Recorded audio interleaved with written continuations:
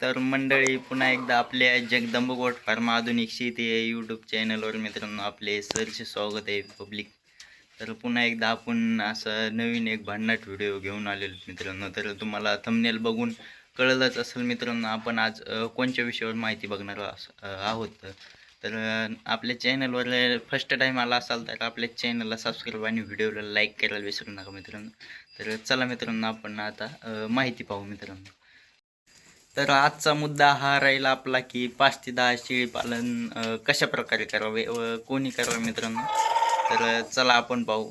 तर मित्रांनो, हे पाठीमाग बघू शकता मित्रांनो, हे माझे वैयक्तिक 5 ते 10 शेळ्या आहेत मित्रांनो हे. आणि मी जास्त काही नाही मित्रांनो, आपल्या 5-6 शेळ्याचं शेळीपालन करतो मित्रांनो मी. कारण की अनुभव खूप महत्त्वाचा असतो मित्रांनो.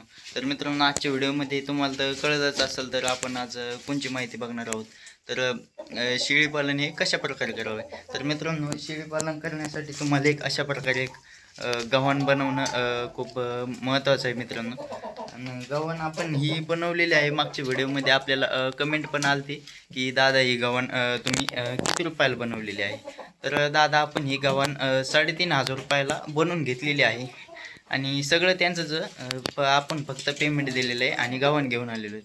आणि हे बघू शकता आपलं आता इकडं कुक्कुटपालन आपलं शेळीपालनाच्या ह्याच्यात मित्रांनो 5 ते 10 कोंबड्याचं कुक्कुटपालन असणं खूप महत्त्वाचं आहे मित्रांनो. तर इथं बऱ्याचशा कोंबड्या आहेत मित्रांनो. काही खाली इथं वर बांबू स्ट्रक्चर केल्यामुळं ते तुम्हाला दिसत नसतील का, ते वर बसण्यासाठी केलेलं आहे मित्रांनो, त्यांच्यासाठी ते. तर आपलं शेळीपालन हे अशा प्रकारे आहे.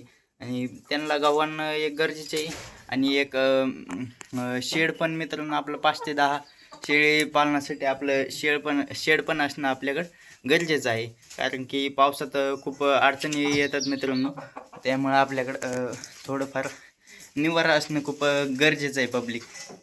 त्यामुळं थोडं तुम्ही निवाऱ्याकडे जास्त लक्ष द्या, कारण की पावसा पाण्याचे तुमचे हाल होऊ नये. त्यामुळे निवाऱ्याकडे लक्ष द्या. आणि आपले शेळीपालन काय जास्त काय नाही, एक गव्हाण असले आणि थोडंफार शेडचं नियोजन वगैरे आणि खाण्याचं चारा नियोजन वगैरे थोडंफार करू शकता आपण. आणि चारा नियोजनाबद्दल बी आपण माहिती देणार आहोत.